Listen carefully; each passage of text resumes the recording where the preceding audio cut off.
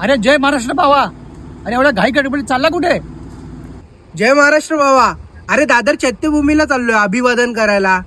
अरे हां, तुमच्या हस्ते बाबासाहेबांचं काहीतरी आहे ना? मग काय पार्टी वगैरे आज काय गोडधोड आहे की नाही? हा, भावा, तुझा बाप वारल्यावरती तू पार्टी देशील का रे मला? अरे काय असं काय बोलतोस तू? अरे रागवू नकोस रे. सकाळपासून 10 लोकांनी हाच प्रश्न विचारलाय. सर्व भारतीयांना ह्या दिवसाचं महत्व माहिती पाहिजे.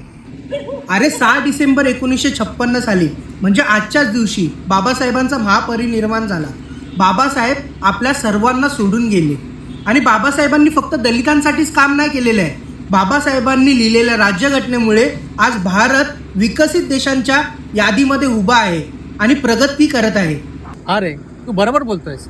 एक काम कर, चल मी पण येतो चैत्यभूमीला अभिवादन करायला. बस. माझ्या भीमराया वाणी सांगा पुढारी होईल का?